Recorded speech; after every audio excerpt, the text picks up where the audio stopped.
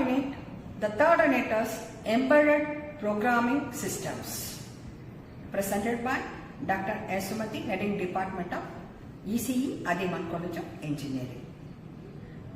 So under this unit, the topics are covered are embedded program, role of infinite loop, compiling, linking, locating, downloading, debugging, emulators and simulators processor, overview of embedded C, programming and assembly, register usage conventions, procedure call and return, parameter passing, retrieving parameters and temporary variable. So under the topic of role of infinite loop, an infinite loop, sometimes called endless loop, is a piece of coding that lacks a functional exit so that it repeats indefinitely. Intentional usage for infinite loops include programs that are supposed to run continuously, such as product demo or in programming for embedded system. In computer programming, a loop is a sequence of instruction that is continually repeated until a certain conditions is reached. Typically, a certain process is done, such as getting an item of data and changing it, and then some condition is checked, such as whether a counter has reached a prescribed number. Infinite loops are those program constructs wherein there no break system, so as to get out of the loop. It just keeps looking over the statements within the blocks defined. Usually, an infinite loop results from a programming error where the conditions for exit are incorrectly written. It's shown in the slides. Next is compiling, linking, locating. So the compiling, linking, locating is a very important concept while writing the programs. So that is shown in the slides. The job of compiler is to translate programs written in human readable language into an equivalent set of opcodes for a particular processor. Each processor has its own unique machine language, so you need to choose a compiler that is capable of producing programs for your specific target processor. In the embedded system case, this compiler almost always runs on the host computer. A compiler such as this that runs on one computer platform and produces code for another is called a cross-compiler. The use of cross-compiler is one of the defining features of embedded software development. A cross-compiler, these tools support an impressive set of host-hardware combination, and the GNU, C, C++ compiler and assembler can be configured as either native compilers or cross-compilers. Regardless of the input language, either C or C++, assembly or any other, the output of the cross-compiler will be an object file. This is specially formatted binary file that contains the set of instruction and data resulting from the language translation process. The contents of an object file can be thought of a very large flexible data structure. The structure of the file is usually defined by a standard format like the common object file format, extended linker format. Most object files designed with a header that describes the section that follow. Each of these sections contains one or more blocks of code or data that originated within the original source file. These blocks have been regrouped by the compiler into related sections. For example, all the code blocks are collected into a section called text, initialized global variables into a section called data, and initialized global variables into a section called BSS.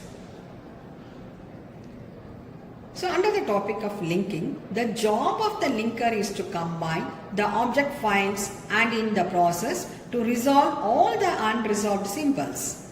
The output of the linker is a new object file that contains all of the code and data from the input object files and is in the same object file format.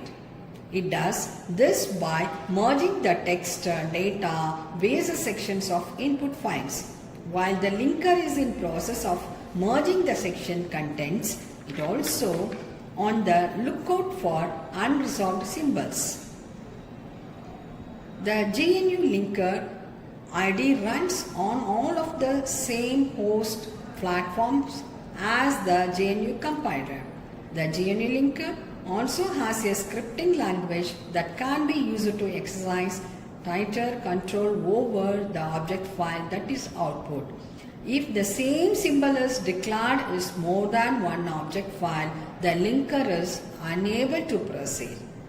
So, after merging all of the code data sections, the resolving all of the symbol references, the linker produces a special recollectible copy of the program.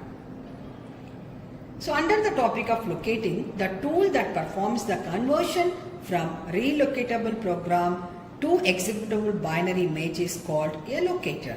The locator will use this information to assign physical memory addresses to each of the code and data sections within the relocatable program. It will then produce an output file that contains a binary memory image that can be loaded into the target ROM. The locator is a separate development tool. The memory information required by the GNU linker can be passed to it in the form of a linker script.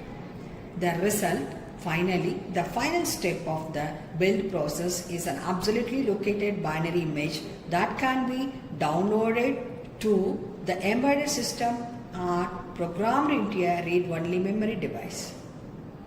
The next topic is how to download and debug.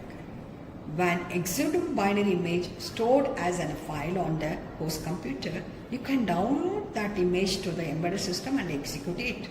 The executable binary image is usually loaded into a memory device on the target board, executed from there.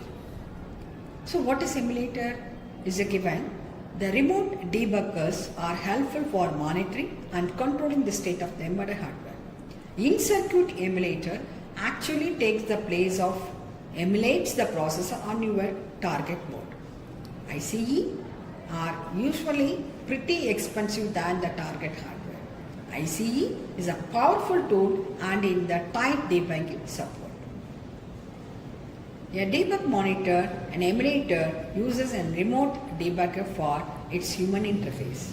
The emulator supports powerful debugging features as hardware breakpoints and real-time tracing. With a debug monitor, you can set breakpoints in your program. These software breakpoints are restricted to instruction fetches the equivalent of command stop execution if this instruction is about to be fetched. Another useful feature of an in-circuit emulator is real-time tracing. A emulator incorporates a large block of special purpose RAM random access memory that is dedicated to supporting information about each of processor cycles that are executed. These features allows you to see in exactly what order things happen. Example, did the timer interrupt occur before or after the variable? So the next one is ROM emulators. A ROM emulator is a device that emulates a read-only memory device. Like an ICE, it is an embedded system that connects to the target, communicates with the host. The target convention or the connections is via ROM socket. To the embedded processor, it looks like any other read-only memory device. But to the remote debugger, it looks like a debug monitor.